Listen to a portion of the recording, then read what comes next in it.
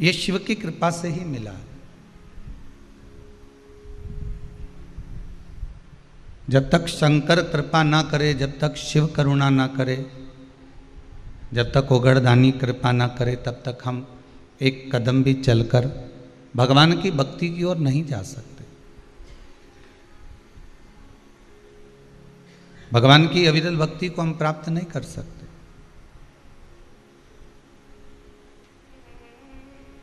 ये भगवान की जो भक्ति है, भगवान की जो अविरल भक्ति है, भगवान ही इसको देते हैं, भगवान ही इसको हमें प्रदान करते हैं। संतों के सानिध्य में जब माँ अम्बा, शबरी अम्बा पहुंची हैं, माता शबरी जब संतों के सानिध्य में पहुंची हैं, तब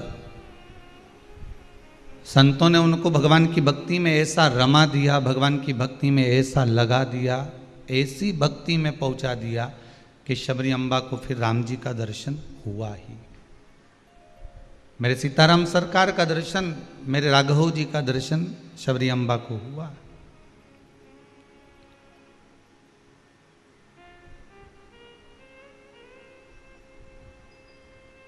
कहते हैं प्रेम जब अनंत हो गया, रोम रोम संत हो गया। जब भक्ति प्रबल हो जाती है, भाव प्रबल हो जाता है, भगवान की भक्ति में जीव जब पूर्ण तरह से डूब जाता है, तब उसको कहीं जाने की जरूरत नहीं पड़ती, भगवान उसके दरवाजे पर पहुंच जाता है, भगवान उसकी चौखट पर पहुंच जाता है।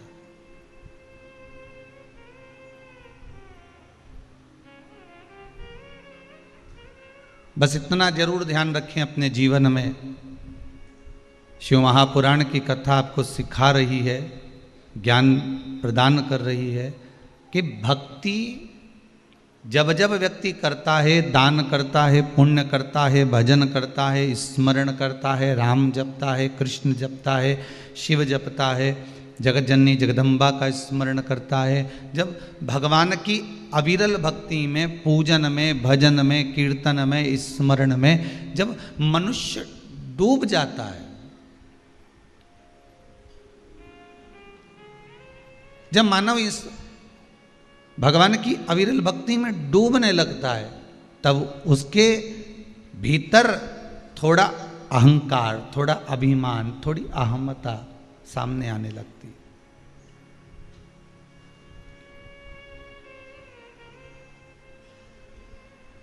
थोड़ा अभिमान उसके सम्मुख में आने लगता।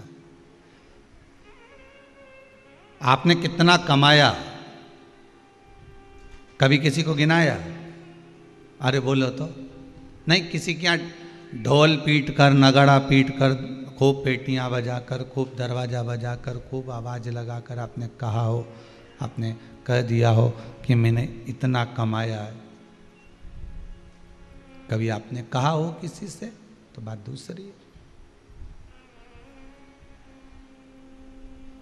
आप ये बात कितना कमाया आपने, ये आपने किसी से नहीं कहा, पर आपने कितनी देर पूजन करी, कितना घंटा पाठ किया, कितना दान किया, कितना स्मरण किया, कितनी देर मंदिर गए, कितने साल से मंदिर गए, कितने साल से तुम भगवान की पूजन कर रहे हो, कितने साल से तुम ये कुछ व्रत उद्यापन आदि आदि कर रहे हो। ये सब जो आप करते हो, ये आप डोंडी पीट पीट के, ढोल पीट पीट के सबको बता देते हो कि मैंने इतने व्रत करे, मैंने इतना दान करा, मैंने इतना पुण्य करा, मैंने इतना सत्कर्म करा, मैंने इतना भाव से दिया है, मैंने इतना भजन किया है। आपने सबको डोंडी पीट पीट कर कह दिया कि मैंने इतना दान करा, मैंने इतना पुण्य करा, मैंने इतना सत्कर्म करा।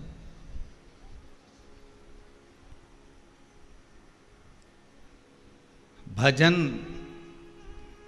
भोजन, धन और नारी, चार जितनी पर्दे में रहती है ना, उतना अच्छा लगता है।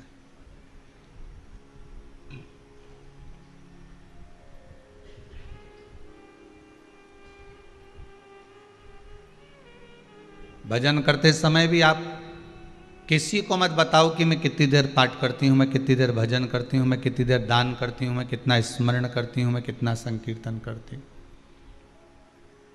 बिल्कुल मत बताना। पर आपके मुख से तुरंत निकल जाता है। 2 घंटे से बैठी थी मैं तो भगवान का भजन कर रही थी। हर सोमवार में मंदिर जाती हूँ गुरुजी। हम दोनों पति पत्नी मंगलवार मंगलनाथ भी जाते हैं। अच्छा, फिर हम दोनों तो गोपाल जी का मंदिर भी जाते हैं। अच्छा, ठीक है। हमारे पास में जो शंकर जी का मंदिर है, वहां तो मैं रोज चली जाती हूँ, प्रतिदिन।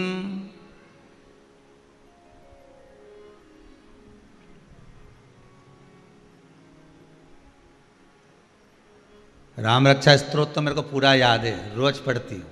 अच्छा, हनुमान चालीसा तो मेरा बेटा खूब पढ़ लेता है, एक दिन में 11 बार। अच्छा, अब तुमने ये तो बोला कि बेटा हनुमान चालीसा पढ़ लेता है, मैं राम रक्षा स्तोत्र कर लेती हूँ, मैं ये कर लेती हूँ, मैं वो करती हूँ, मैं रोज़ मंदिर जाती हूँ, रोज़ पूजन करती हूँ। पर कभी तुमने ये नहीं बताया कि आज दीपावली से धनतेरस से लेके दिवाली तक जो तेरा व्यापार चला उसमें कितनी कमाई हुई।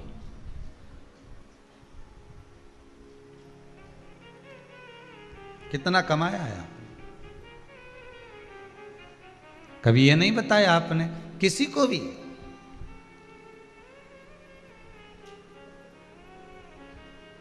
जिस धन को गुप्त रखा जाता है उसी तरह अपने पुण्य को, अपने दान को, अपने सत्कर्म को, अपने भजन को, अपने कीर्तन को, अपने नाम स्मरण को, अपनी मंत्रमाला को, अपने गुरु मंत्र को, इनको सबको गुप्त रखो।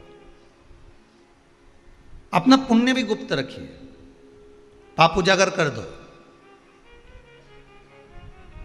अपना पाप उजागर कर दो, भगवान के सामने जाकर कह दो कि हमारे बराबर दुनिया में कोई पापी नहीं होगा महाराज जी।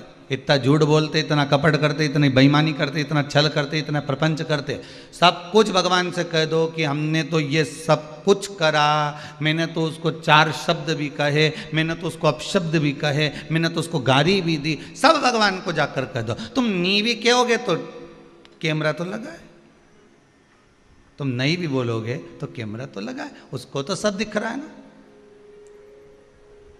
श्वास गिन गिन के तुझको मिलत है, ये लौटाने के काबिल नहीं है। नाम हरि का हृदय से न भूलो, ये भुलाने के काबिल नहीं है।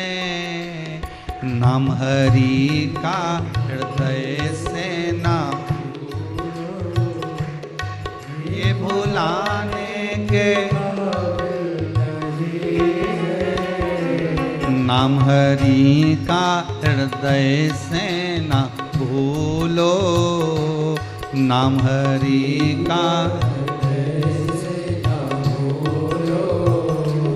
ये भुलाने के काबिल नहीं है।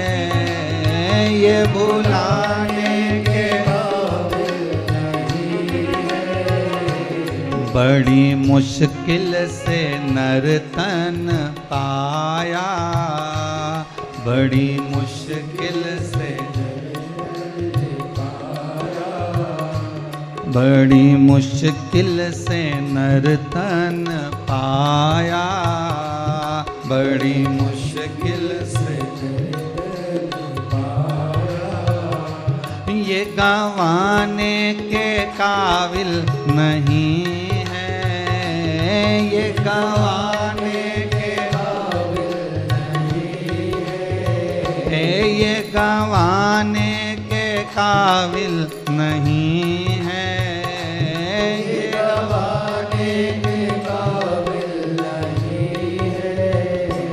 नाम हरि का हृदय से ना भूलो, नाम हरि का हृदय से ना भूलो, ये भुलाने के काबिल नहीं है।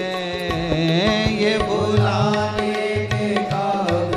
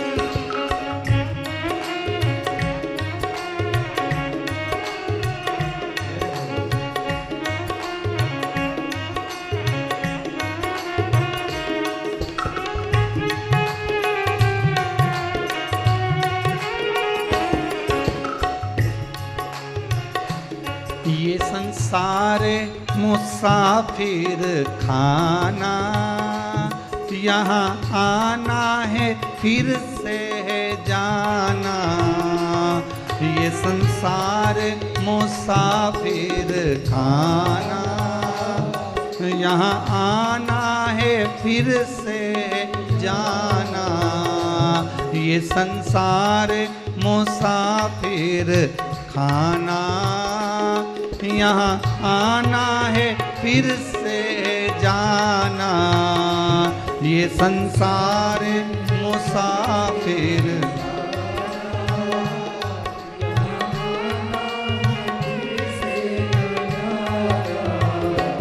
ये संसार में रहना नहीं है।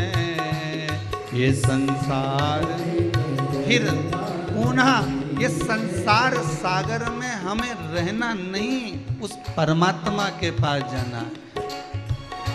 ये गंवाने के काबिल नहीं है। ये गंवाने के काबिल नहीं है। यहाँ रहने के काबिल नहीं है।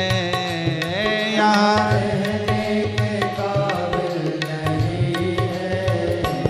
नाम हरि का हृदय से न भूलो। नाम हरि का हृदय से न भूलो। ये भुलाने के काबिल नहीं है। ये भुलाने के काबिल नहीं है। बड़ी मुश्किल से नर तन पाया, बड़ी मुश्किल से पाया। ये गंवाने के काबिल नहीं है।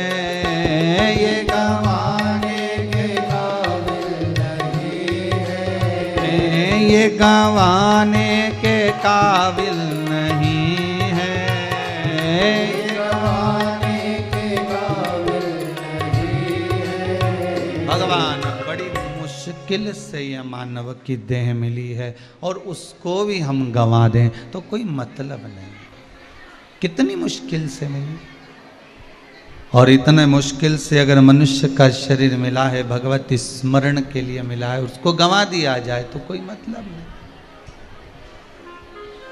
भजन, भोजन, धन, नारी पर्दे में श्रेष्ठ लगता। भजन में भी पर्दा होना चाहिए, भजन में भी पर्दा होना चाहिए। ईमानदारी से बताना, पुराने समय में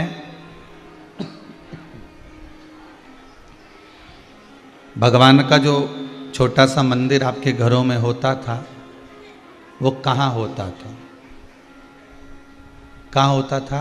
रसोई घर में। बोलो सही है कि गलत है?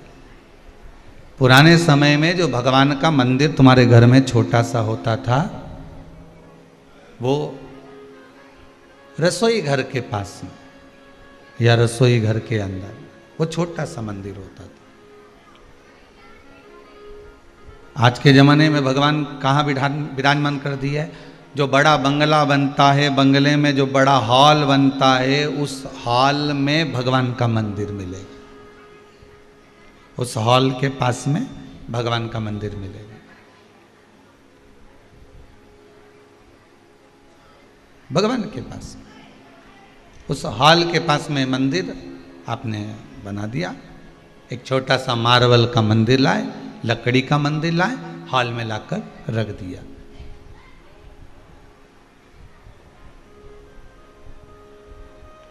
क्या पुराने जमाने के लोगों में बुद्धि की कमी होती थी क्या? अरे बोलो तो जम के नहीं। जितना विवेक, जितनी बुद्धि, जितना बल, जितना धैर्य, जितना धीरज, जितनी श्रद्धा, जितना विश्वास पुराने समय के लोगों को होता था, उतना आज नहीं हो पाता। उनमें जो विवेक था, बुद्धि थी, वो बड़ी प्रबल थी। रसोई घर में क्यों रखते थे भगवान को? रसोई घर के अंदर क्यों भगवान का छोटा सा मंदिर होता था? कि रसोई घर के अंदर कोई बाहर का व्यक्ति प्रवेश नहीं करता। रसोई घर के अंदर माताएं भी प्रवेश करती थी, अगर रजो धर्म से हो जाती थी तो फिर वो रसोई घर में नहीं जाती थी। पहले की माताओं में, पहले के लोगों में कितना विवेक था कि रसोई घर में नारी अगर अशुद्ध हो गई तो प्रवेश नहीं करेगी, बाहर का व्यक्ति प्रवेश नहीं करेगा, कोई रसोई घर के अंदर नहीं जाएगा। भगवान के लिए जो भोजन बनेगा रसोई घर में ही भोजन बना, रसोई घर में भगवान पालेंगे, वहीं की वहीं भोग लग जाएगा, वहीं की वहीं श्रृंगार हो जाएगा, वहीं की वहीं दर्शन हो जाएगा, वहीं की वहीं आराधना हो जाएगी। पहले के लोगों में विवेक, बुद्धि, श्रद्धा, विश्वास, भाव और निर्मलता बड़ा प्रबल होता था।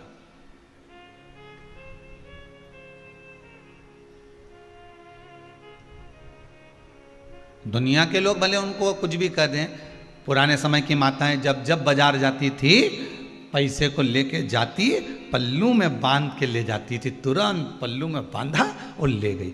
और आज के जमाने की माताएं कहाँ में ले जाती हैं? पर्स के अंदर। क्या उनके यहाँ झोला नहीं था जो पल्लू में बांध के जाती थी? अरे मुंह से तो बोलो, जब जितने आस्था पर कथा सुन रहे सब बोलो। उनके यहाँ क्या झोला नहीं था? उनके यहाँ क्या पर्स नहीं था? बैग नहीं था? सब था, पर पल्लू में बांध कर ले जाती थी। कारण क्या था? पल्लू को खोला, निकाला, दिया, फिर लिया, फिर बांध लिया। और आज के जमाने की माताएं चामड़े के पर्स में लेके गई, ऑटो में आ रही थी, ऑटो में छूट गया, बस में आ रही थी, बस में छूट गया, घर से चली थी, घर में छूट गया, दुकान पर बैठी थी, दुकान पर छूट गया, पार्लर में गई थी, पार्लर में छूट गया। 50 बार आपने सुना होगा कि पर्स छूट गया, पर कभी पुराने जमाने की माताओं से पूछा कि पल्लू कहीं छूट गया? नहीं। बस उनसे हमें यही सीखना है।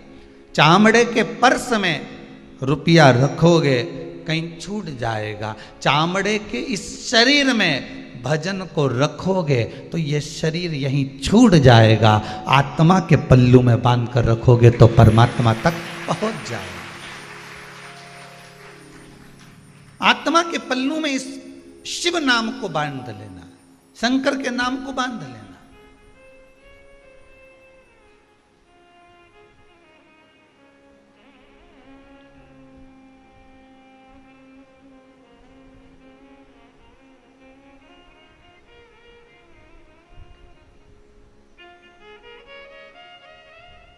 अरे वास्तु पूजन अगर आपने करवाया होगा, वास्तु शास्त्र कहता है,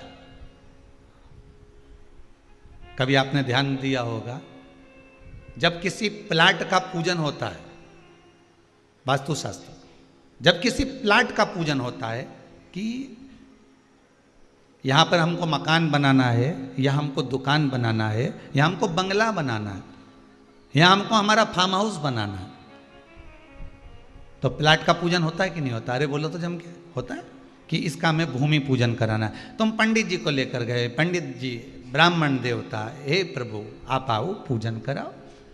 पंडित जी ने सामग्री लिखी, रोली, चावल, मोली, हल्दी, सामान सब लिख दिया। उसमें उन्होंने लिखा भी सब सामान, उसमें कलश भी लिखा, श्रीफल भी लिखा, साथ में ये भी कहा कि 5 ईंट भी लेकर आना, ईंट वहाँ पूजन होना है उसको भी लेकर आना।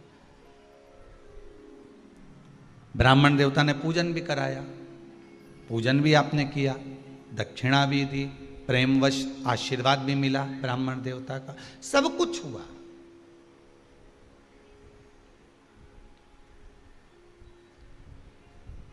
वास्तुशास्त्री को बुलाया, वास्तु वाले ने बताया कि ऐसा मकान बनाना, प्लाट में इधर इतना छोड़ देना, ये कोने में ये कर लेना, इस कोने में वॉशरूम बनाना, इसमें रसोई घर बनाना, इसमें भोजन। बोलो सही है कि गलत है?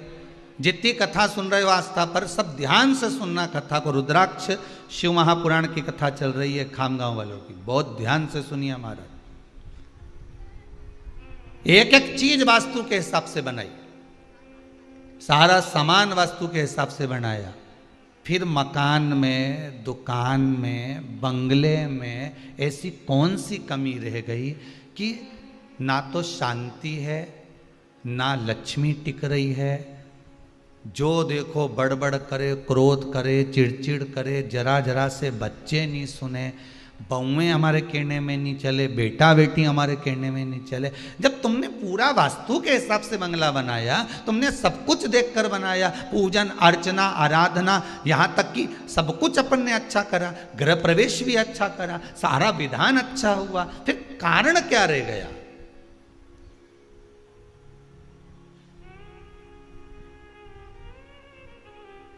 कभी एकांत में बैठकर जरा विचार तो करा करो कि कारण कौन सा रह गया होगा।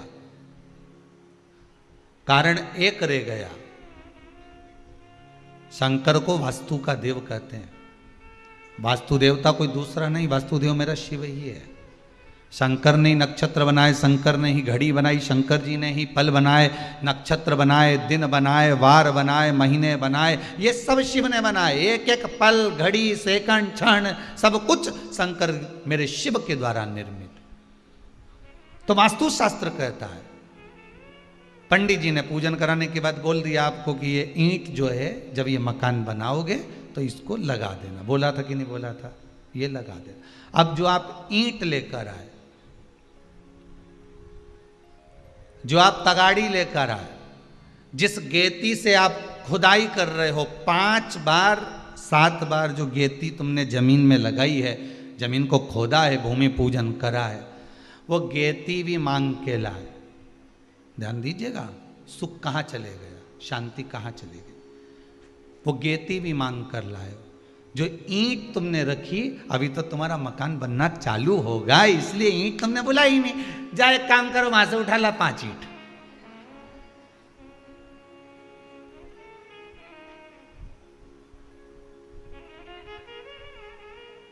बच्चे कह भी देते हैं, दादी चोरी कर रही हो। दादी बोलती कहीं नहीं, अपना बनेगा, तुम 5 ईंट अपन दे देंगे। अब ईमानदारी से बोलो, 5 ईंट किस किस ने लौटाई वापिस? एक ने भी लौटाई नहीं लौटाई। तो वो जो 5 ईंट तुम दूसरे के यहाँ से बिना पूछे, बिना ताछे, बस उठा कर लिया है और वास्तु पूजन के अनुसार तुमने रख दिया, मकान में उसको लगवा दिया, संभाल संभाल के रखी। अब जो तुमने मकान में लगवाई है, पुण्य की कमाई और पाप की कमाई वो फिट हो गई। अब ऐसी फिट हुई है कि ना वो शांति दे रही है, ना वो लक्ष्मी रुकने दे रही है। वास्तु शास्त्र का पूजन केवल वास्तु मकान, बाथरूम यहां बना लो ने, रसोई घर यहां बना लो ने, हाल यहां बना लो, इससे वास्तु पूजन की महत्वता नहीं है। महत्वता यह है कि गारा क्या लगा है, महत्वता यह है कि ईंट कैसी लगी है, महत्वता यह है कि सीमेंट कैसी लगी है।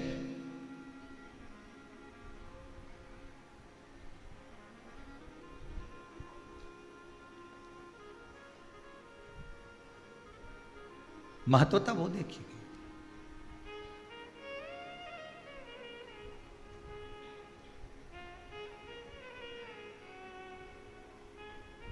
छोटी छोटी गलतियां हम अपनी जिंदगी में बहुत करते हैं और बाद में फिर उस गलती के पीछे हमको रोना आता है कि मेरे घर में से शांति कहाँ चली गई, मेरे घर में से सुख कहाँ चले गए। मैं पहले छोटे से मकान में रहती थी, जरा से मकान में रहती थी, और मामा काका बुआ फूफा सब आते, एक हाल में सोकर चले जाते, प्रेम से भोजन करते, सब तारीफ भी करते, खूब आनंद में 8-8 10-10 दिन तक पड़े रहते। मेरे रिश्तेदार सब आते, कहीं देवरानी के जेठानी के सब पड़े रहते, यहीं पर यहीं रहते। छोटे से मकान में कितनी शांति थी, कितना सुख था। और जब से ये बंगला बनाया, जब से ये बिल्डिंग बनाई, शांति तो ना जाने कहाँ खो गई है, सुख ना जाने कहाँ चले गया है, ना जाने कहाँ पहुँच गया। अब हम उसको ढूंढ रहे हैं। शिव पुराण, रुद्राक्ष शिव महापुराण की कथा कहती है कि उस शांति को पाने का प्रयास क्या हो सकता है। किसी वस्तु से हमें, किसी के सामग्री को, किसी की वस्तु को,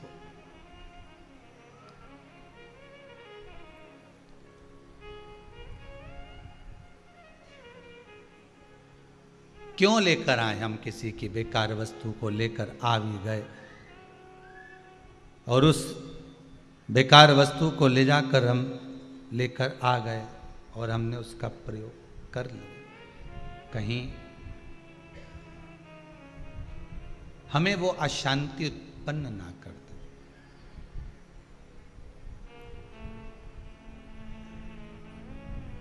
वास्तु पूजन में प्रयास करा करो अपनी सामग्री का प्रयोग। अपने घर में कुदाली हो, फावड़ा हो, गैती हो, हसिया हो, जो आपके घर में रखा है भूमि पूजन उससे होना चाहिए। या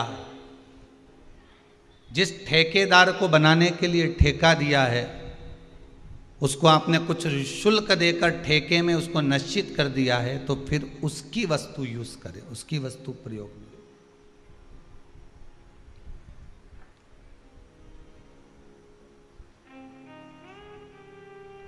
नहीं ईंट 5 कंकर रख लो, वही कंकर बाद में आप भले दीवार में चुनवा दीजिए, पर प्रयोग।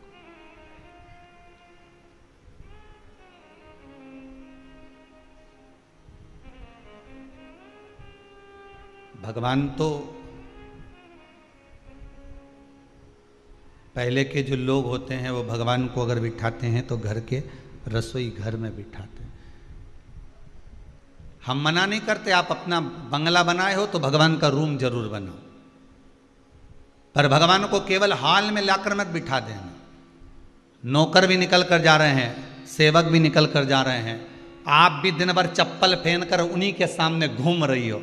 भले हमारी तो घर की चप्पल है तो सिर पे रख लो, घर की चप्पल है तो सिर पे लेके घूमो, नहीं घर की चप्पल है।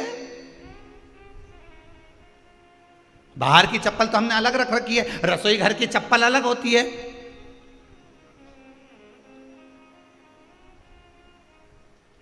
चप्पल तो चप्पल ही होती है। अरे बोलो तो जम के जरा। नहीं तुम एक काम करो, जो मांग का जो वो बेंदा होता है नहीं, टीका, उसको पाँव में पहन ले और पाँव की चप्पल के सिर पे पहन ले, ऐसे कान में लटका ले दो। नहीं लटका के तो देखो लोग क्या कहें, हम भी तो जाने जरा, हम भी तो सोचें कि दुनिया के लोग क्या कहते हैं। फिर वो चप्पल जो कान में लटकी रहेगी अच्छी बड़ी वाली तुम्हारी पाँव की, तो दुनिया के लोग क्या कहेंगे, ए मूर्ख है कि पागल है ये, चप्पल को सिर पे लेके घूम रही है। अब तुमने चप्पल को इतनी प्रतिष्ठा प्रदान कर दी कि ये तो हमारे रसोई घर की है, रसोई घर की, ये हमारे हॉल की है।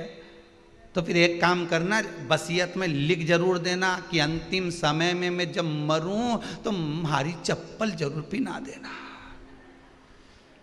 जितने भी मर कर गए हैं किसी के पांव में चप्पल और जूता नहीं था। और कब तक काया को संवारोगी री जी हो, कब तक? जोर जवानी ढलक जाएगी, बचपन गया जवानी गई अधेड़ी गई बुढ़ापा आ गया, कब तक संवारोगे?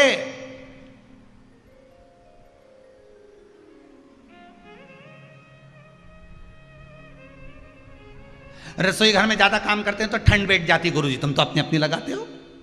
अब इतनी ठंडी बैठ जाए तो एक बात बता,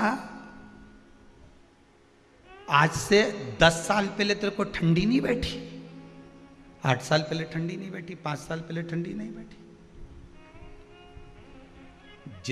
जैसा इस शरीर को बनाओगे वैसा ये शरीर बनता है। रात्रि को तुम्हारी आदत हो गई कि 3 बजे तुम्हें नींद खुलेगी तो तुम्हें कोई अलार्म नहीं लगाएगा। 1-2 बार अगर तुम्हारी 3 बजे नींद खुल गई तो चौथे दिन से 3 बजे खुलेगी। भले वो पेट दुखने लगे, भले तुमको कहीं जाना पड़े, पर आधी रात को अगर तुम्हारा 2 दिन नियम हो गया कि ये शरीर 3 बजे 2:45 बजे बस नींद खुले, फिर तो वो खुल के मानेगी। चाहे तुम कितनी करवट बदलो, भले तुम फिर उसके बाद सो जाओ, पर वो खुलेगी जरूर, ये पक्का, क्योंकि शरीर की आदत हो गई।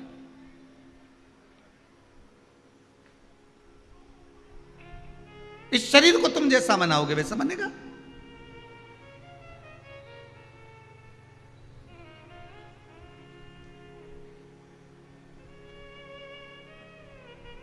वो वाली बात याद कर लो थोड़ा सा।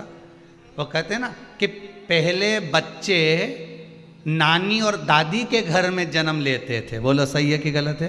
पुराने समय में बच्चे या तो नानी के घर में जन्म लेते थे या दादी के घर में जन्म लेते थे, इसलिए बच्चों का जो प्रेम होता था वो नानी और दादी से ज्यादा होता था। इसलिए गर्मी की छुट्टी में बच्चे तुरंत दौड़ के नानी दादी के घर चले जाते थे, हम तो नानी के घर जा रहे हैं। जो बच्चा जहां जन्म लेता है उसका प्रेम वहां ज्यादा रहता है। नानी के घर में जन्म लिया तो नानी के परिवार वालों से प्रेम ज्यादा रहेगा, दादी के घर में जन्म लिया तो दादी के परिवार वालों से प्रेम ज्यादा रहेगा। जहां बच्चे की नाल कटती है उसका प्रेम, उसका स्नेह वहां ज्यादा रहता है। आज के बच्चे हॉस्पिटल में जन्म लेते हैं, इसलिए डॉक्टर सिस्टर से प्रेम ज्यादा रहता है।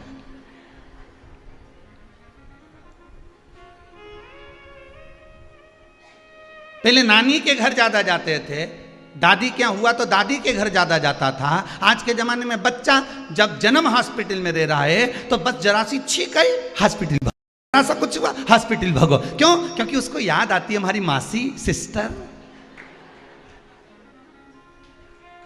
हमारा नाना जी डॉक्टर, इनकी घनी याद आए।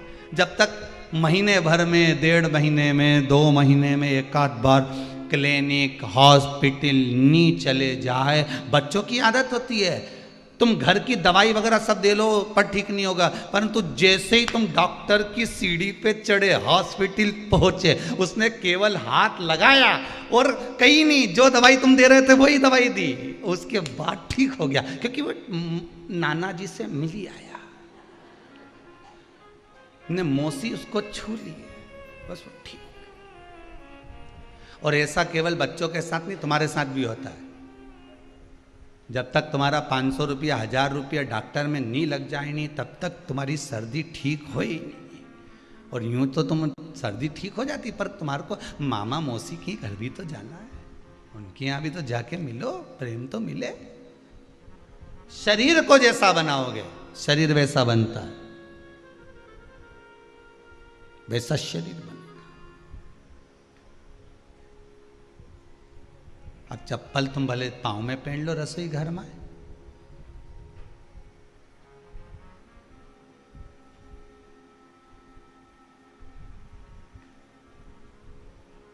पांव अच्छा दिखना चाहिए गुरुजी, बहुत जोरदार। और मन, नर कपड़न से डरत है और नरक पड़न से ना है। कपड़े में दाग लग जाए तो नी पहनूं, में पीला कलर बहुत सारा लग गया हो, यहाँ इतना जब बाजू बाजू है ना, हमारी बनियान ना जाने कहाँ गला दी, किस कपड़े के साथ गला दी, वो एक बाजू मेरी इतनी इतनी पीली हो गई, मैं नहीं पहनूं। जा, कपड़े में दाग लग गया तो कपड़ा छोड़ दिया,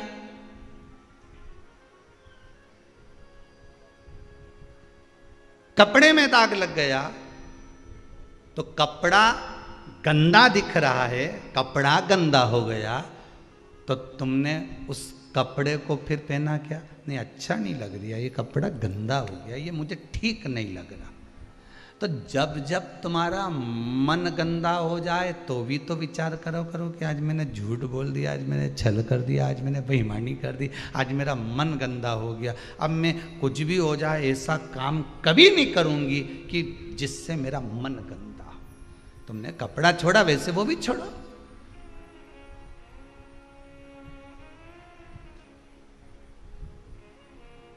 नर कपड़न से डरते और नरक पड़न से ना। आज कपड़ों से डर लग रहा है कि कपड़ा गंदा हो जाएगा, पर मन गंदा हो गया तो परमात्मा के पास कैसे जाएगा, ये भी तो विचार कर।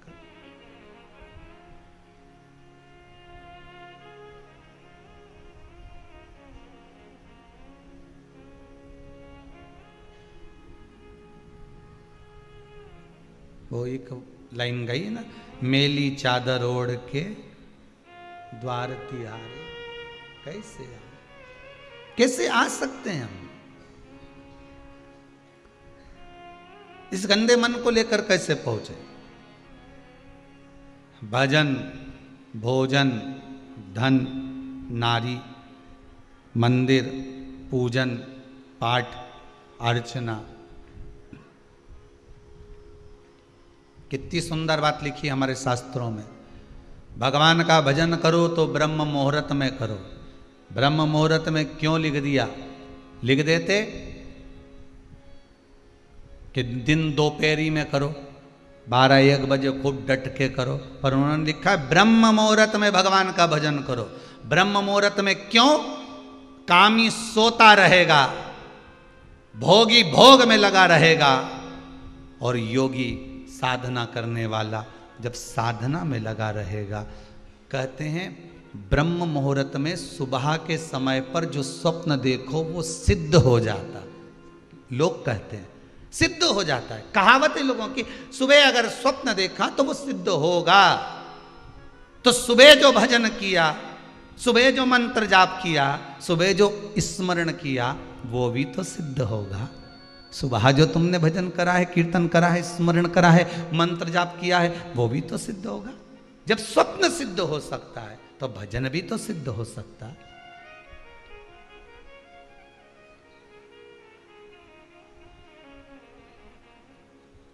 बारह बजे से पहले नींद नहीं आए, 8 बजे से पहले बकासी नहीं उड़े। वो तो जब आवाज आए या कमरा में कहीं की रोशनी आ जाए, थोड़ी सी रोशनी, तब आंख खोले तो भी पड़ोसी को उठा रही, तुम्हारी अम्मा उठ गई शायद, देख क्या ना तुम जा, और देखना मम्मी ने चाय बना दी हो तो लिया ना हो। वो बेरू गया चाय लेने,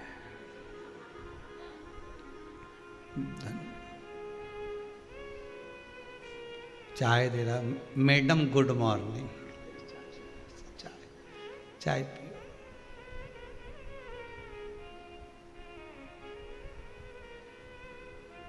एक बार जैसे चाय लेने ऐसे गया, एक बार सवेरे जल्दी उठ के चाय खुद बना लेता और मम्मी के कमरे में लेके जाता, आज मम्मी चाय तुम्हारे लिए बनाई है। तब माँ प्रसन्न हो जाती कि मेरा बेटा मेरे लिए चाय बना कर लाए। तब आनंद की अनुभूति होती, तब चिदानंद वृत्ति में कोई सुख का अनुभव हो जाता।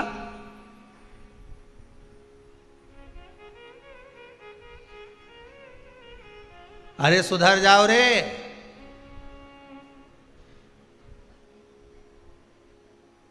अभी भी मौका है, कहीं नहीं बिगड़ा।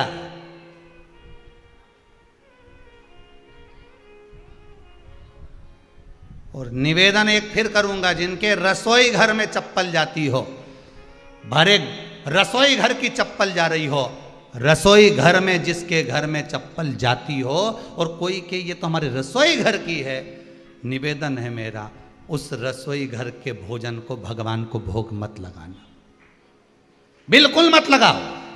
और कभी ब्राह्मण को भी भोजन करा रहे हो 16 श्राद्ध में और रसोई घर में चप्पल पहनकर भोजन बना रहे हो, तो ब्राह्मण को भी ऐसा भोजन मत कराओ। 16 श्राद्ध में पितरों के निमित्त भोजन करा रहे हो, चप्पल उतार कर जब माँ, कितना सुंदर व्याख्यान है साहब।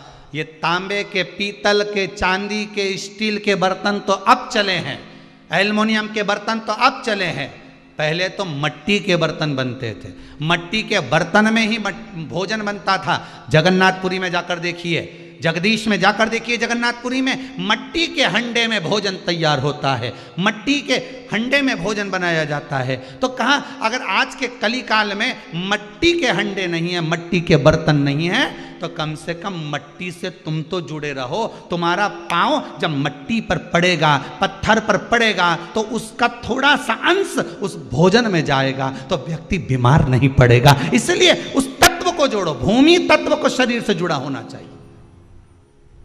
भोजन बनाते समय भूमि तत्व हमारे शरीर से जुड़ा हो, पर भूमि तत्व हमारे शरीर से जुड़ा कहाँ रहता? नीचे तो चप्पल पहने, तो तत्व कहाँ से जुड़ेगा? अब क्या स्वाद नहीं आ रहा, तो स्वाद कहाँ से आएगा? भूमि तत्व। भगवान ने भी मिट्टी को खाया है, मेरे ठाकुर भी मिट्टी को खा गए, ब्रज की रज को खा गए, कि इसमें स्वाद क्या है उसको जानने के लिए। तो किसी ने ठाकुर जी से पूछ लिया, ये तो बताओ कि तुम मिट्टी क्यों खाए, मिट्टी खाने का कारण क्या था? तो मेरे ठाकुर जी, मेरे द्वारकानाथ ने कह दिया, मिट्टी मैंने इसलिए पाई थी कि मैं जानना चाहता था कि जानकी जी जिस मिट्टी से जन्मी उसी मिट्टी में समा गई, तो जानकी जी ने इस मिट्टी को, इस भूमि को, इस पृथ्वी को पसंद क्यों करा? जन्म लेने के लिए भी और समाने के लिए भी। आखिर इस मिट्टी में, इस भूमि में है क्या? मैं उसको जानने के लिए भक्षण करा हूं, उसको पाने के लिए मैंने पाया। तब समझ में आया कि ये संसार में कुछ नहीं है, एक दिन ये मिट्टी की काया मिट्टी में ही मिल जाना।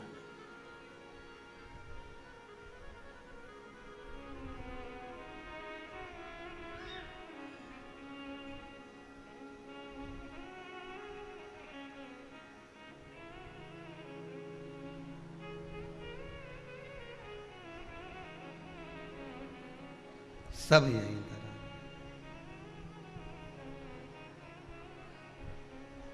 अब तत्व देखिए, तत्व देखिएगा। कई लोग कहते हैं महाराज जी, जिस रुद्राक्ष को हम पहनते हैं उस रुद्राक्ष को कहाँ नहीं पहनकर जाना चाहिए। 5 स्थान बताएं जहां रुद्राक्ष पहनकर नहीं जाया जाता। कितने स्थान हैं? 5। और रुद्राक्ष को 5 स्थान पर पहनकर नहीं जाते, पर रुद्राक्ष के लिए वर्णन किया गया है कि रुद्राक्ष कब कब उतार कर उसको वापिस अभिमंत्रित करना चाहिए। 5 जगह पहनकर नहीं जाना चाहिए और रुद्राक्ष को अभिमंत्रित करना मतलब सीधा अमावस्या के दिन, पूर्णिमा के दिन, शिवरात्रि के दिन, श्रावण महीने के सोमवार को, प्रदोष के दिन, ये दिन आपके शरीर में जहां पर भी रुद्राक्ष है, आपके गले में अगर आप रुद्राक्ष पहने हो, आपके हस्त कमल में आप रुद्राक्ष पहने हो, आपने अपने पास में कहीं रुद्राक्ष रख रखा है, तो उस रुद्राक्ष को अमावस्या, पूर्णिमा, शिवरात्रि या श्रावण का सोमवार या प्रदोष आदि, इस दिन उस रुद्राक्ष को एक बार दूध में धोने के बाद उसमें थोड़ा सा सरसों का तेल अवश्य लगाना चाहिए। क्या होगा उससे? उससे होगा क्या? शिव महापुराण की कथा कहती है, महाराज रुद्राक्ष को दूध में धोने के बाद, स्नान कराने के बाद जल से स्नान कराया, थोड़ा सा सरसों का तेल लगा दिया। महाराज क्या मिलता है उससे? तो कहा उस रुद्राक्ष में बल प्राप्त होता है। कौन सा बल? जो शरीर के अंदर बीमारियां बढ़ती हैं, उस बीमारी को वो रुद्राक्ष धीरे धीरे समाप्त करना प्रारंभ कर देता है। पर एक और चीज याद रखना, जिस रुद्राक्ष के पानी को आप बीमारी के समय पर गलाकर पीते हो, उसमें सरसों का तेल नहीं लगाना।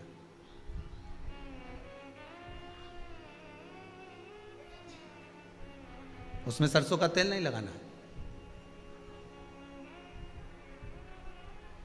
उसको तो आप केवल स्नान कराओ दूध से, जल से, और फिर उसको गला दीजिए, उसका पानी आप पीना चालू कर दीजिए। जिसको बड़ी बीमारी होती है उसके लिए कल कथा में वर्णन किया था रुद्राक्ष के जल का, कि रुद्राक्ष का जल पिया जाता है शरीर के अंदर से रोग को, बीमारी को हटाने के लिए, रोग बीमारी को समाप्त कर। तब शिव पुराण कह रही है, अमावस्या एक तिथि कोई सी भी मान लो, हम ये नहीं कहेंगे कि आप अमावस्या आए तो उस पर भी आप बिल्कुल स्नान कराओ, पूर्णिमा आए तो उस पर भी नहीं, नहीं। आप तो कोई एक तिथि, आपको लग रहा है कि मेरा रुद्राक्ष बल कम दे रहा है, मेरे रुद्राक्ष में बल की कमी हो रही है, तो फिर उसके लिए कहा कि आप अमावस्या को भी स्नान करा लो, पूर्णिमा को भी करा लो, सरसों का थोड़ा सा तेल उसमें अवश्य लगा। रुद्राक्ष की असली पहचान काय में करी जाती है? सरसों के तेल में तो करी जाती है। आगे कथा में अपन सुनेंगे कि असली रुद्राक्ष को कैसे पहचाना जाता है। सरसों के तेल से उसका वर्णन आता है।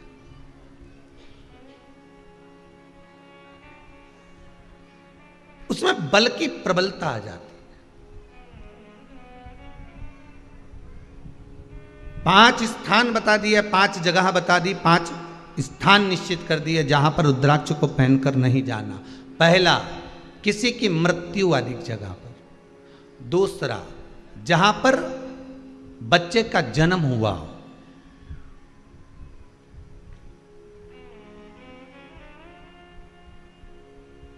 मृत्यु आदि जगह पर सूतक लगती है, जहां बच्चे का जन्म लगता है वहां सावड़ लगती है।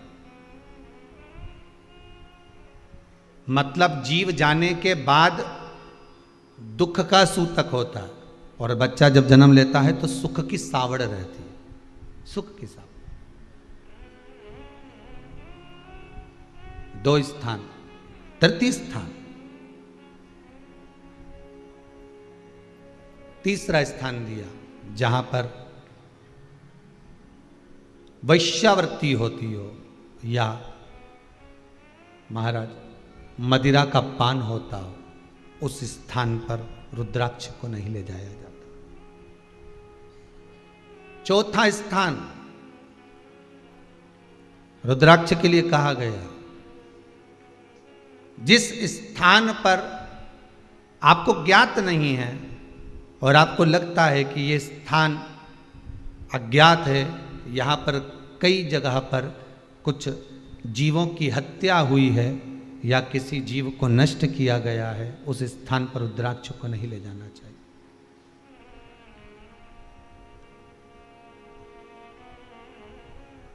पांचवा, महाराज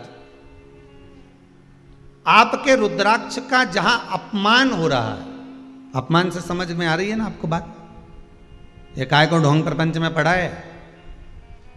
कौन ने कहा इतने रुद्राक्ष धारण कर ले? कौन ने कहा है? क्यों ढोंग प्रपंच में पढ़ा है? जहां रुद्राक्ष का, इसलिए रुद्राक्ष की मूलता है कि रुद्राक्ष का जब चक्र बनाया जाता है, रुद्राक्ष का जैसे किसी व्यक्ति का व्यापार नहीं चल रहा हो, कोई कर्जे में लदालूम हो गया हो, जिसके व्यापार बार बार बदलना पड़ रहा हो, या फिर कोई काम में मन नहीं लग रहा हो, या कहीं नौकरी सर्विस व्यापार व्यवसाय व्यक्ति का जब चलता नहीं है, तो फिर उसके लिए रुद्राक्ष चक्र के रूप में काम करता है। जैसे सुदर्शन चक्र चलता है, ऐसे रुद्राक्ष का चक्र चलता है। रुद्राक्ष चक्र कितने रुद्राक्ष से बनता है? तो कहा 9 रुद्राक्ष से बनता है। 4 मुखी रुद्राक्ष के 3 रुद्राक्ष 4 मुखी के, 5 मुखी रुद्राक्ष 3, 6 मुखी रुद्राक्ष 3, कितने हो गए? जम के बोलो 9 रुद्राक्ष हो गए। लाल धागे में एक रुद्राक्ष को 4 मुखी को पहले ले लो, फिर उस रुद्राक्ष के बाद में उसको 1.25 गांठ लगा दो।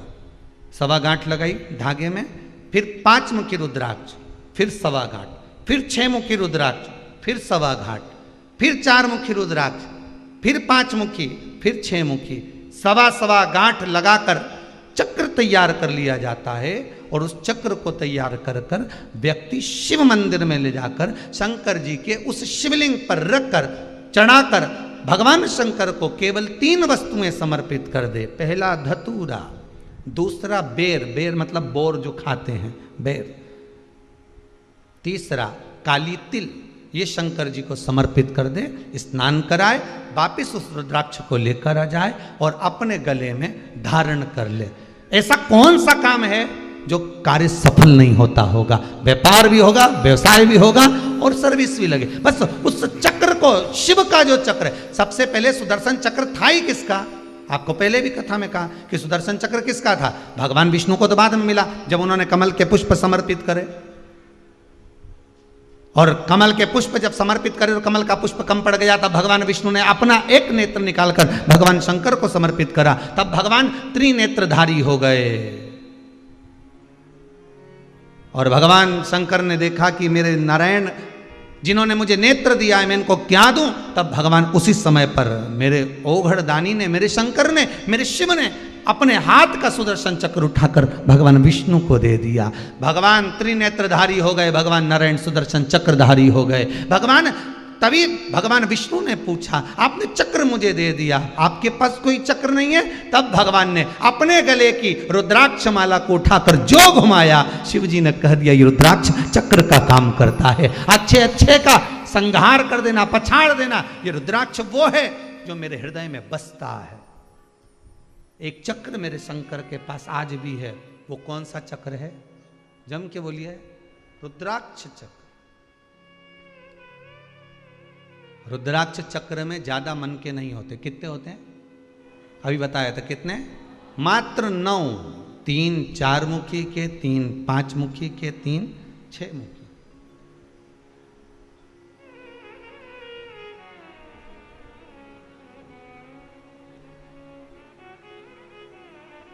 छोटे से छोटा रुद्राक्ष होता, बहुत छोटा, बहुत छोटा, उससे एक बड़ा से बड़ा। एक रुद्राक्ष का हमने वर्णन किया था कि कल एक भगत ने परसों के दिन, 2 दिन पहले, श्रावण महीने के समय पर एक रुद्राक्ष भेजा है पंडिल बनाकर। आप उसका दर्शन करिए। आस्था वालों से निवेदन है वो भी दर्शन कराएं। जो बड़ा रुद्राक्ष इन्होंने भेजा है, इतने बड़े रुद्राक्ष का जो दर्शन महाराज। 7 मुखी बड़ा रुद्राक्ष। शायद इतने बड़े रुद्राक्ष का दर्शन आपको पहली बार प्राप्त हो रहा होगा। पर ये रुद्राक्ष बेंगलोर से जो बनाकर भेजा है इन्होंने, 7 मुखी, 7 मुखी, 7 मुखी, बड़ा, फिर उससे छोटा, फिर उससे छोटा, इससे भी छोटा रुद्राक्ष होता है, फिर उससे भी छोटा रुद्राक्ष होता है। ऐसा नहीं होता कि रुद्राक्ष, बड़े से बड़ा रुद्राक्ष का क्रम उन्होंने भेजा कि गुरुदेव इतना बड़ा रुद्राक्ष, और उससे 7 मुखी, फिर 7 मुखी, फिर 7 मुखी, छोटे से छोटा रुद्राक्ष। आप जिस रुद्राक्ष का चक्र अपने जीवन में उतार रहे हो, फिर निवेदन करूंगा, दुनिया में ऐसा कोई समस्या नहीं जिस समस्या का कोई निदान नहीं। हर समस्या का निदान है, पर निदान किसी दूसरे के पास नहीं, निदान केवल मेरे भोले नाथ के पास में है। आपको अगर किसी समस्या का सफल आनंद चाहिए तो शंकर की शरण में जाओ। आपको सीहोर आने की भी जरूरत नहीं है, आपको हमसे मिलने की जरूरत नहीं है, आपको पंडित प्रदीप मिश्रा के पास नहीं आना, आपको किसी बाबा जोगी के पास नहीं जाना, आपको किसी के बेल भभूति लेने नहीं जाना, आपको तो शिव के पास जाना। जो शंकर की वस्तु है उसको स्वीकार करो, बस शंकर की वस्तु को स्वीकारिए।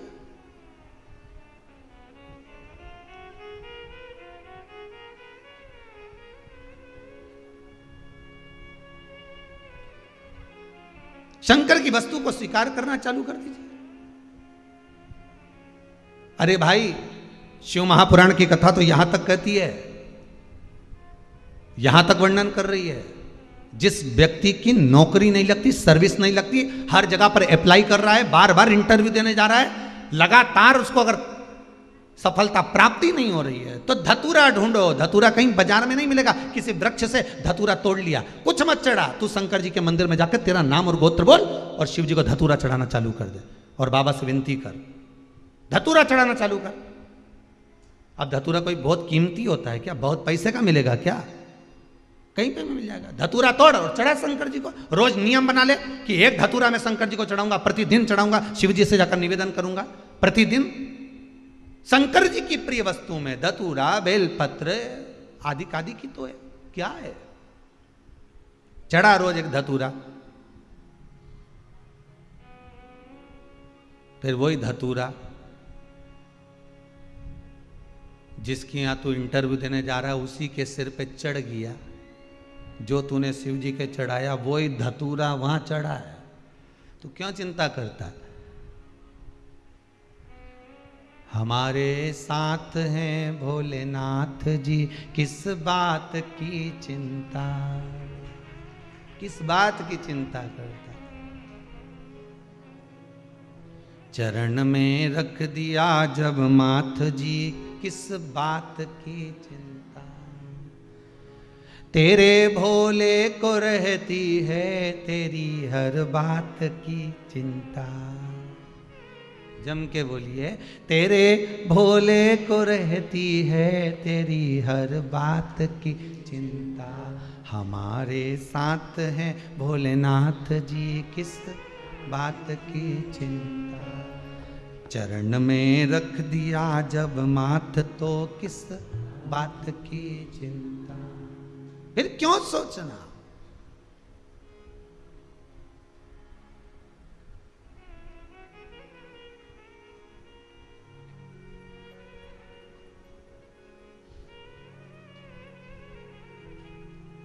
बस उसको रिझाना। कैसे रिझाऊं भोलानाथ मैं तुमको, कैसे रिझाऊं रे, कैसे रिझाऊं भोलानाथ मैं तुमको, कैसे रिझाऊं रे, ओ कैसे रिझाऊं भोलानाथ मैं तुमको, कैसे रिझाऊं रे, कैसे रिझाऊं भोलानाथ मैं तुम्हें, भाव से गए, कैसे रिझाऊं रे। अरे तांबा का हंडा में जल भर लाई, तांबा का हंडा, भाव से प्रेम से, ओ तांबा का हंडा में जल भर लाई, तांबा का हंडा में जल भर लाई। अरे कैसे नीलाऊं भोलानाथ मैं तुमको, कैसे नीलाऊं रे, कैसे नीलाऊं भोलानाथ मैं तुमको, कैसे नीलाऊं रे। अरे कैसे मनाऊं भोलानाथ मैं तुमको, कैसे मनाऊं रे, कैसे मनाऊं भोलेनाथ मैं तुमको, कैसे मनाऊं रे। आओ से हो।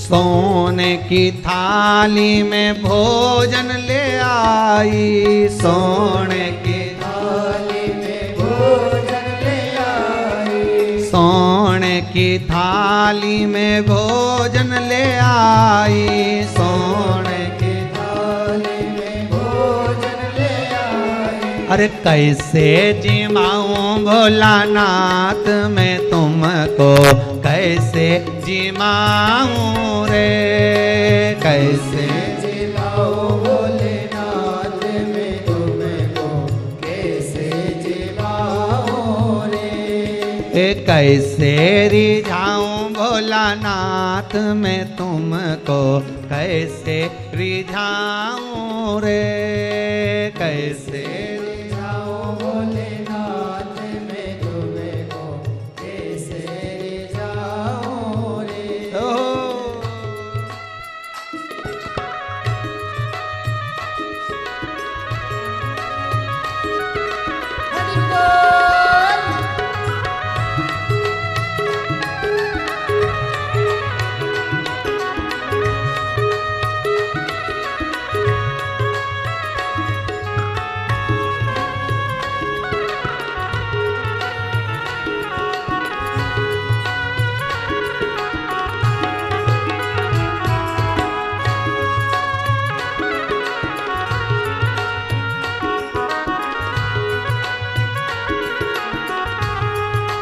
हर भोले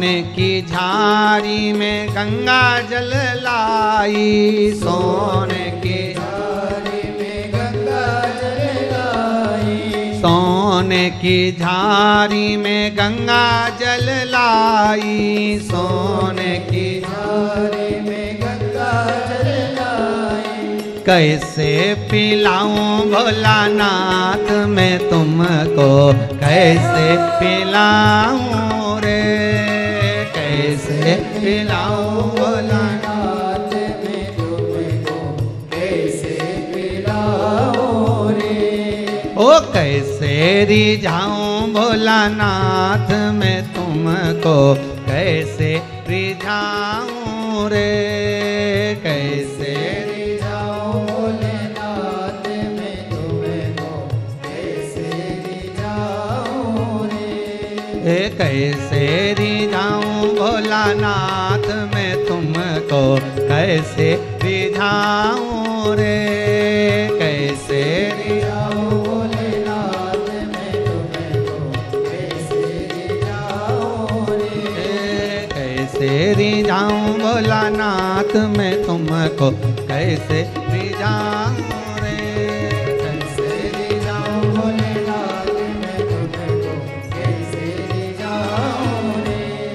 हर हर महादेव।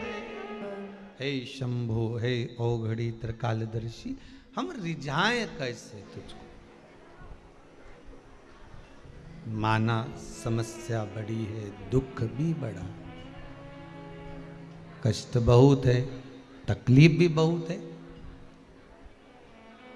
पर समस्या अगर विकट है तो महादेव भी तो निकट है, शिव भी तो करीब में है अपने।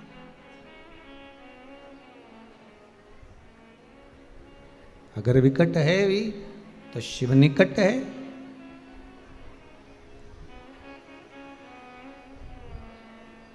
रुद्राक्ष चक्र को बनाना सीख गए सब लोग। रुद्राक्ष चक्र को बनाने के लिए कौन कौन सा रुद्राक्ष होना चाहिए? जम के बोलो। 4 मुखी, 5 मुखी, 6 मुखी। कितने कितने होना चाहिए? 3 3। क्रम क्या होना चाहिए? 4, फिर सवा गांठ, फिर 5, फिर सवा गांठ, फिर 6, फिर 4, फिर सवा गांठ, फिर 5, फिर 6। लाल धागे में तैयार कर जो रुद्राक्ष का चक्र है, सहज नहीं होता। शिव स्मरण में 5 स्थान पर रुद्राक्ष को नहीं ले जाया जाता, ये कथा में वर्णन। रुद्राक्ष को कब वापिस उसको बल प्रदान करना है? अमावस्या, पूर्णिमा, शिवरात्रि, श्रावण सोमवार, प्रदोष, ये दिन रुद्राक्ष के बल प्राप्त करने के बल प्रदान।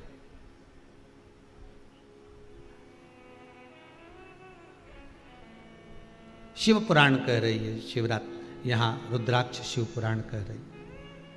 तो प्रयास करिएगा, भजन भोजन धन और नारी पर्दे में रहे। जितने पर्दे में रहेंगे उतना सुख मिलेगा। हम जित भजन को कर रहे हैं, जिस स्मरण को कर रहे हैं, उसको गुप्त रख कर करोगे तो ज्यादा आनंद आएगा।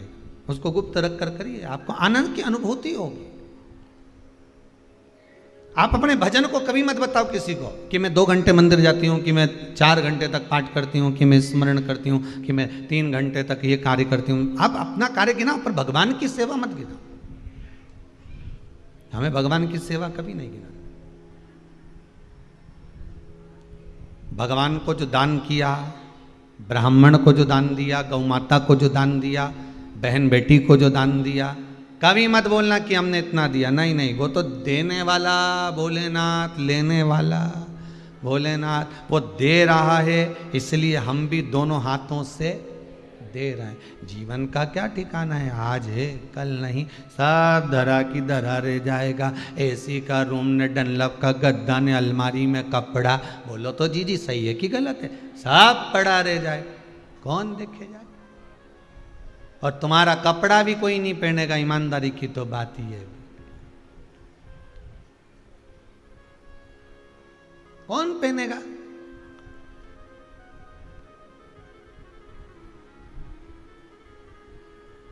अब दूसरी जगह कौन जाए, हम तो अपनी कह दें।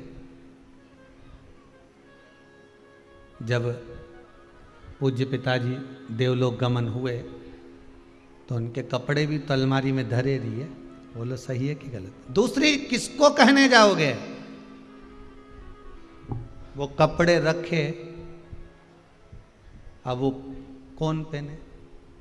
महाराज तो धोती पहने, पैंट शर्ट नहीं पहने, सफारी नहीं पहने, और जो हम पहने वो तुम नहीं पहनो। नहीं तो पहनो तो कोई दिक्कत नहीं है। किसके कपड़े किसको आ रहे रखे। फिर वो प्रयास किया जाता है कि जो पहनने वाला हो, जो किसी को लगता हो तो देते जाओ, पहन लेगा, धारण कर। इसलिए आपसे बारंबार कहते हैं जीवन का कोई ठिकाना नहीं, श्वास रुक जाएगी चलते चलते, क्षमा बुझ जाएगी जलते जलते, दम निकल जाएगा रोशनी का, क्या भरोसा है इस जिंदगी का। खूब भजन करो, खूब। भगवान दे दे तो कथा भी करवा लो, सत्संग भी करवा लो, भजन भी कर लो, शिव पुराण भी सुन लो।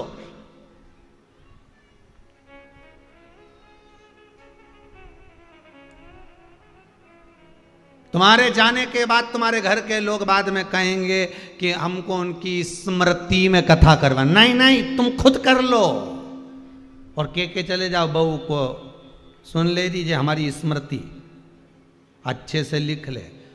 हम जाएं उसके बाद भले कुछ मत करना, पर जीते जी हमको तेरा कथा शिव पुराण करा लेने दे, रसगुल्ला प्रेम से खा लेने दे, दोनों हाथों से दान पुण्य करने दे, अपनी जिंदगी मस्त जियो। फिर कहेंगे जितना कमाओ तुम, मना नहीं है, कमाने के बाद तुम्हारे हाथों से दान नहीं होता मत करो, तुम्हारे हाथों से किसी से दिया नहीं जाए मत दो, तुम्हारे हाथों से कोई धर्म नहीं हो मत करो, पर निवेदन है जितना कमा रहे हो अपने ऊपर खर्च तो करो। एफडी बनवा लो, एफडी बनवाओ, बीमे में जमा करते जाओ। मरने के बाद बीमा किसको मिलेगा? तुझे ऊपर कोई देने आएगा? बीमा पक गया है, 12 लाख रुपए तुम्हें मिल रहा है, ऊपर कोई कहने आएगा? बीमा वाला बोलने आएगा ऊपर कि 12 लाख तुम्हें बीमे के मिले, जाओ नीचे जाके तुम बढ़िया फ्रिज मिरीज खरीद लो, ने 2-4 आइसक्रीम खा लो। कौन मौका देगा? और ऊपर जाके तो बोलना भी मत कि हमारा 10,000 का बीमा था कि 5,000 का, सुनेगा ही नहीं, डायरेक्ट बोलेगा वो पाड़ा पे बैठा हुआ मुछंदर जोरदार, और हाथ में गदा, और पीछे पाड़ा की पूंछ से अपन बंधे, और दोचता दोचता ले जाएगा। ये सब भयंकर गरुड़ पुराण में लिखा है। खूब मारता मारता ले जाएगा, खूब जोरदार। और तुम चिल्लाओगे कि हमारा तो 10 लाख का बीमा है, तो क्या वो बीमा तेरे परिवार के काम आएगा? शिव पुराण का बीमा करा लेती तो ऊपर काम आता। बीमा तो ये है।